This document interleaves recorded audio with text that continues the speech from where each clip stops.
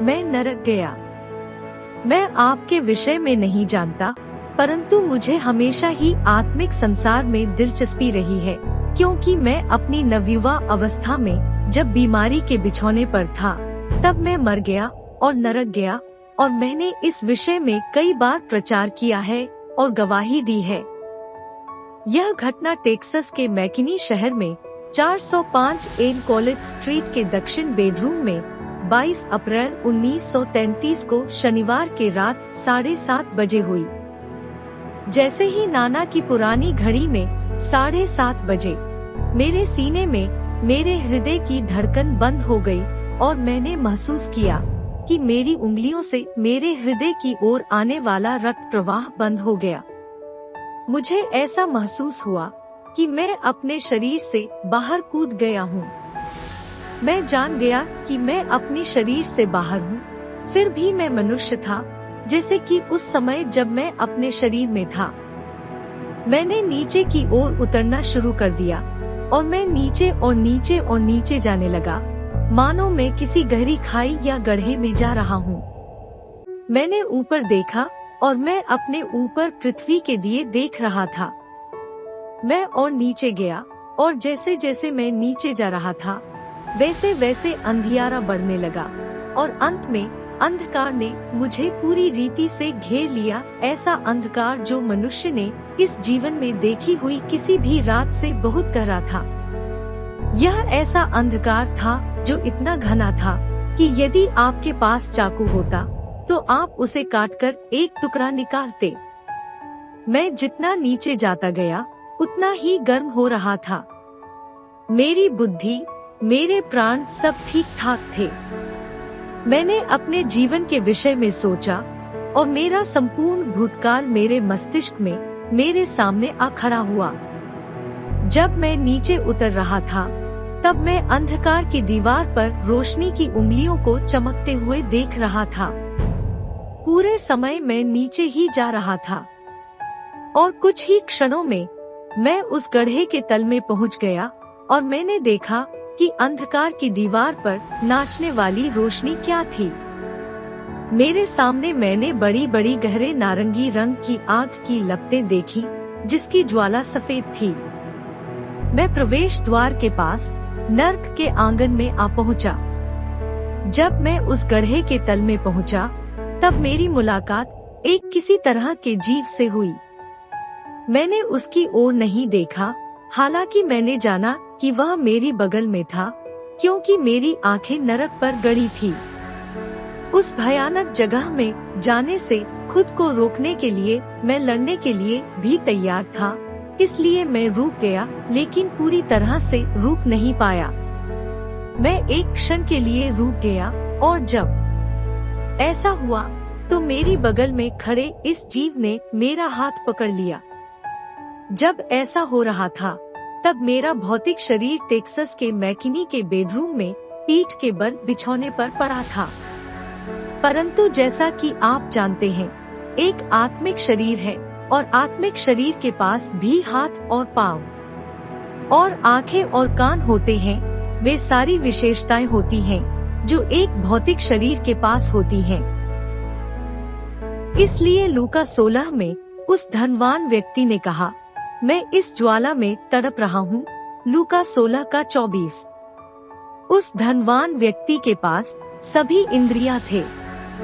उसने अपनी आंखों से लाजर को देखा और उसे पहचान लिया। वास्तव में जब मैं नर्क में था, तब मैं मेरे भौतिक और आत्मिक शरीर के बीच भेद नहीं पहचान सकता था। केवल इस तथ्य को छोड़ कि मैं अब भौतिक संसार से संपर्क करने में असमर्थ था, मैं भौतिक शरीर में नहीं रह रहा था, मैं आत्मिक संसार में था। पौलुस 2 कुरिन्थियों 12 का 2 में इस बात को अभिव्यक्त किया है। 2 कुरी 12 का 2 मैं मसीह में एक मनुष्य को जानता हूँ। 14 वर्ष हुए कि न जाने देह सहित न जाने देहरहित परमेश्वर जानता है, ऐसा मनुष्य तीसरे स्वर्ग तक उठा लिया गया। पौलुस ने यह बताया कि किस प्रकार वह स्वर्ग में उठा लिया गया, और उसने ऐसी बातें सुनी जो कहने की नहीं, और जिनका मुंह पर लाना मनुष्य को उचित नहीं। 2 कुरी 12:4। कई बाइबल विद्वान इस बात से सहमत हैं कि पौलुस अपने अनुभव के विषय में बोल रहा था।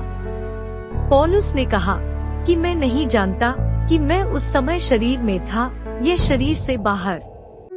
पौलुस क्या कहना चाहता है यह मैं अपने अनुभव से जानता हूँ और दूसरों को बता सकता हूँ।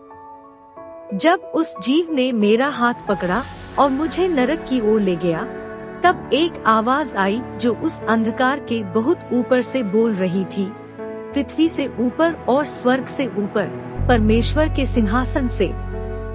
मैं नहीं जानता कि उस आवाज ने क्या कहा। वह एक मनुष्य की आवाज थी, पुरुष की आवाज, और मैं उसे सुन सका। वो ऊपर स्वर्ग से अंधकार को चीरती हुई आई और गूंज उठी। उस आवाज ने क्या कहा यह मैं नहीं जानता, क्योंकि वे शब्द अंग्रेजी में नहीं कहे गए थे। मेरे लिए वह एक अज्ञात भाषा थी, परंतु वह परमेश्वर की आवाज थी। जब उसने उन शब्दों को कहा, उसने 6 से 9 शब्द कहे और वह पूरा क्षेत्र हवा में पत्ती के समान कांप उठा। फिर उस प्राणी ने मेरा हाथ छोड़ दिया और एक अनदेखी सामर्थ मुझे उस नर्क के प्रवेश द्वार से दूर खींचने लगी, उस अंधकार की छाव से बाहर। फिर एक अनदेखी प्रबल सामर्थ ने मुझे फिर से पृथ्वी पर खींच लिया। मेरा सिर पहले आया। मैं दक्षिण के स्नानगृह की देवड़ी पर आया, जहां मेरा शरीर रखा था। मैंने एक पल के लिए जाना कि मैं वह खड़ा हूँ। फिर मैं दीवार से भीतर गया, क्योंकि भौतिक वस्तुओं का आत्मा पर कोई असर नहीं होता। मैं अपने शरीर में वापस आ गया। मैं ठीक वैसे ही अपने शरीर में कूद गया जैसे कोई अपना जूता पहनता है। जैसे ही मैं अपने शरीर के भीतर आया, मैं समझ गया कि मैं फिर से भौतिक संसार से संपर्क कर सकता हूँ।